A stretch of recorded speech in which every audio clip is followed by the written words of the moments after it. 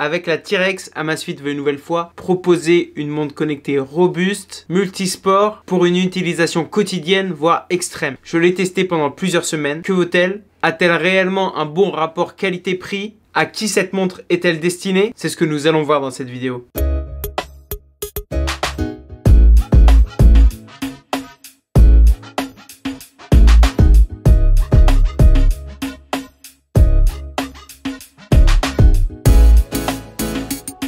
Bienvenue les amis dans Panacotech. Comme d'habitude, nous allons découvrir ensemble la crème du high-tech. Aujourd'hui, je vais vous proposer ma vidéo test de la montre Amazfit T-Rex et voici le sommaire.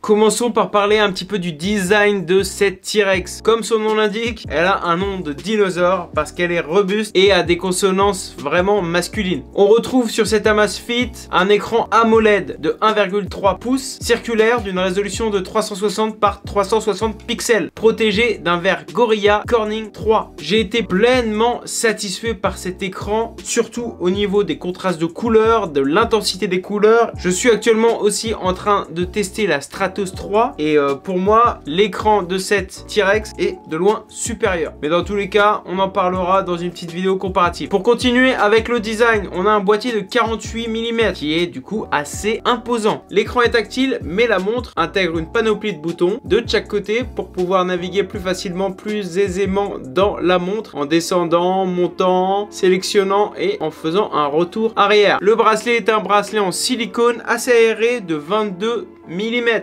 très agréable au porté et pas très gênant malgré sa taille lors des activités physiques. On a à l'arrière de cette Amazfit T-Rex un capteur cardiaque. Cette montre a passé 12 certifications de résistance militaire, dont la commune MIL STD 810G. On en avait parlé un petit peu lors de l'unboxing de la Polar Grit X. C'est-à-dire que cette montre est résistante au choc, elle est bien entendu étanche jusqu'à 50 mètres, résistante à la sueur, voilà, résistante à pratiquement tout ce qu'elle peut endurer dans la vie de tous les jours et dans la vie de sportif, même extrême. Voilà pour ce qui est du design. Comme je vous le disais, elle est assez massive et déjà, elle ne correspondra pas à tout le monde. Passons maintenant aux caractéristiques techniques.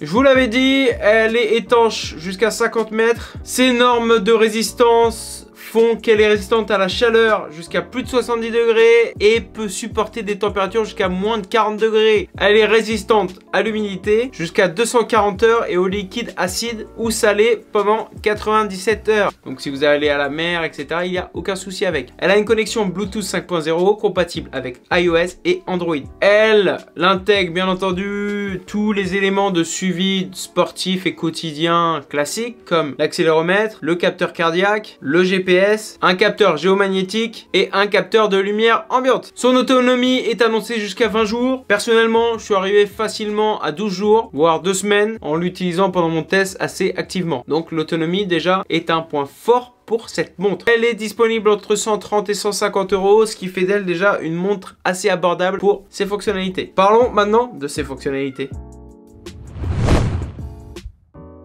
C'est une montre qui va nous permettre d'avoir un suivi d'activités quotidiennes et sportives. Tout d'abord, dans les activités quotidiennes, on va pouvoir traquer facilement, on va le voir après un petit peu sur l'application, les données de santé quotidienne comme le nombre de pas, le nombre de calories brûlées, etc.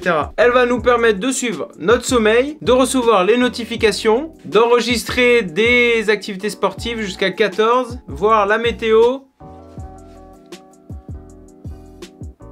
Il va être aussi possible de contrôler la musique qui est bien entendu lancée sur le téléphone. Il n'y a pas de lien ni avec Strava ni de musique intégrée dans la montre. Mais on va pouvoir naviguer entre les musiques, mettre pause, ce qui est pratique lorsqu'on fait du sport. Bien entendu, elle intègre aussi des fonctionnalités plus simples, plus basiques comme une alarme pour pouvoir mettre une alarme, une fonctionnalité minuteur, compte à rebours, boussole et retrouver son téléphone en le faisant sonner. Voilà pour ce qui est de ses fonctionnalités principales. Maintenant on va voir les interfaces, celle de la montre, celle de l'application, comment on navigue dans la montre, comment on navigue dans l'application, avec quelles sont les données, puis on s'intéressera un peu plus précisément au suivi sportif. C'est parti.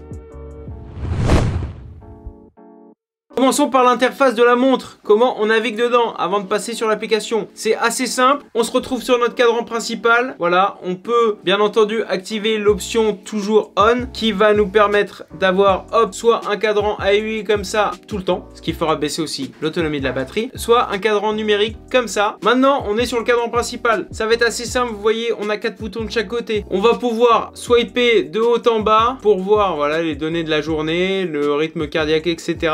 Et aller jusqu'au raccourci pour pouvoir utiliser la lampe torche, paramétrer la batterie, la luminosité, verrouiller, mettre le mode nuit. Après, lorsqu'on va swiper de droite à gauche, on va arriver sur le menu principal. Le menu principal, il y a voilà tout ce que je vous parlais avant, les fonctionnalités. On va pouvoir naviguer en allant en bas et en haut grâce au bouton gauche. Ça, c'est plutôt pas mal. Valider avec le bouton select ou en appuyant sur la montre. Puis, on pourra revenir facilement grâce au bac. On va pouvoir aussi paramétrer un raccourci sur le bouton là-haut pour soit lancer une activité ou autre. Voilà, moi j'ai paramétré les activités sportives. On voit du coup toutes mes activités. Il me suffira d'en sélectionner une, par exemple en baissant, en mettant select et en démarrant. Si je veux pas, je fais back. C'est assez simple. Maintenant, passons à l'application. Comment elle est? L'application, c'est l'application Amazfit. Cette application va nous permettre de recevoir tout ce qui a été capté par la montre. Je m'explique. On va arriver sur la page d'accueil, on aura notre nombre de pas, la fréquence cardiaque, la charge d'entraînement, voilà, plusieurs informations de données. On va après pouvoir cliquer et aller précisément dans la journée, les calories brûlées, le nombre de pas faits dans une journée, les activités sportives faites lors de ces journées, pouvoir voir l'historique, etc. On va pouvoir aussi pour chaque bloc voir notre historique. Par exemple, pour un suivi de sommeil, on cliquera sur suivi de sommeil, on choisira le jour. On aura nos informations sur le sommeil, la profondeur de sommeil, le sommeil léger, à quelle heure on s'est endormi, etc. C'est assez complet, c'est les informations de base. La fréquence cardiaque en continu, c'est pareil. Une fois qu'on a la montre au poignet, on va pouvoir suivre tout ça. C'est assez basique comme application, on va pouvoir tout retrouver. On va parler un petit peu après du suivi sportif, mais les activités sportives, on les a vues, se retrouvent aussi sur l'application. En allant dans les activités, on va pouvoir retrouver du coup l'historique de nos activités physiques, course à pied à l'extérieur. Mais ça, on va le voir plus précisément dans la partie d'après. D'habitude, pour le suivi sportif, je vous ai comparé les données recueillies par la montre à celles de mon téléphone et de ma ceinture cardiaque. Sur deux types de sports, un sport course à pied running et une session sport avec des intensités cardiaques avec un peu plus d'intensité pour voilà voir le cœur faire des petites vagues et voir si le cardio-fréquence-mètre de la montre suit. On va commencer déjà par voir lors d'un running ce que la montre nous propose. Sur l'application, on ouvre le running. On a bien entendu la carte GPS, le tour qu'on a fait avec les allures au niveau du tracé de la carte. On peut aussi voilà choisir afficher le nombre des kilomètres, etc.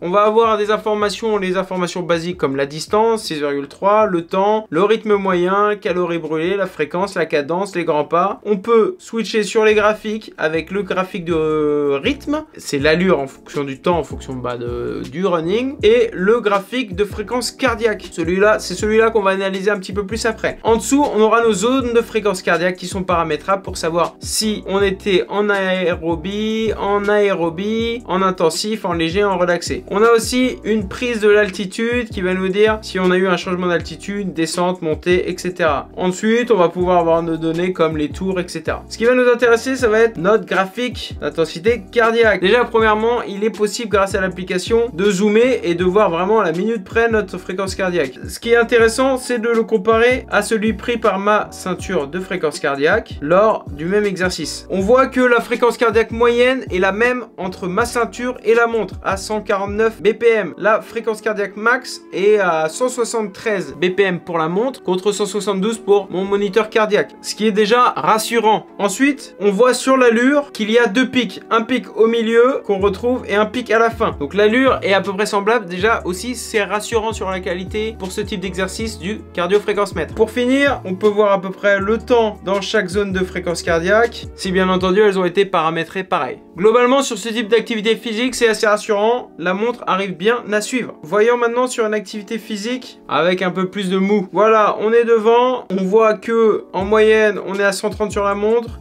Sur le cardio-fréquence-mètre, on est à 134. On voit que le max sur la montre, c'est 172, contre 170 sur le moniteur cardiaque. Et on voit que l'allure est à peu près semblable. C'est aussi un bon point du coup pour cette montre, car globalement, elle arrive à suivre, avec un petit décalage près, les remontées de rythme cardiaque. Pour aller un petit peu plus loin sur les sports outdoor, sur cette montre, il n'est pas possible d'ajouter des itinéraires ou des choses comme ça qu'on va retrouver chez la Stratos 3, mais elle fait quand même le job.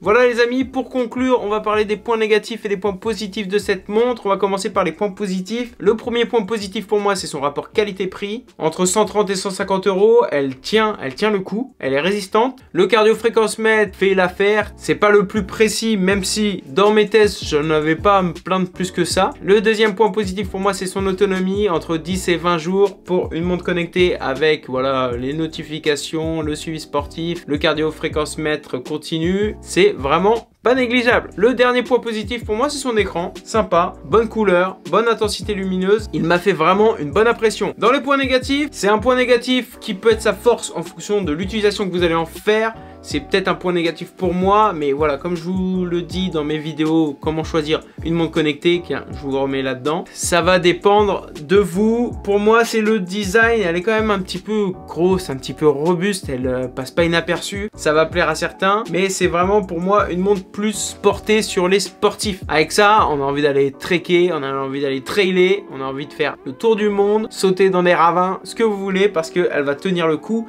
Mais au niveau du design, pour un dino restaurant ou autre, elle est quand même massive. Après, c'est mes goûts. Le deuxième point négatif va un petit peu avec le premier, parce que avec ce design de montre trail, trek, etc., il lui manque des fonctionnalités qui serait adapté à cette utilisation. En effet, on sait que sur les montres spécialisées outdoor comme la Polar Grit X que je suis en train de tester, la Stratos 3 que je vais commencer à tester et d'autres montres comme chez Garmin, etc. qui sont beaucoup plus chères, on va pas se mentir. Mais il y a des fonctionnalités comme le suivi d'itinéraire, le baromètre, les choses comme ça qui font vraiment de ces montres des montres parfaites pour ce type de sport. Dans cette montre, on a plus le design que les fonctionnalités. C'est un petit peu dommage. Pour conclure les amis, c'est une montre avec un rapport qualité-prix imbattable. Si vous cherchez un compagnon solide, costaud, robuste pour votre vie de tous les jours et votre vie sportive, vous pouvez foncer. Bien entendu, à ce prix-là, on a un bon rapport qualité-prix, mais il faudra faire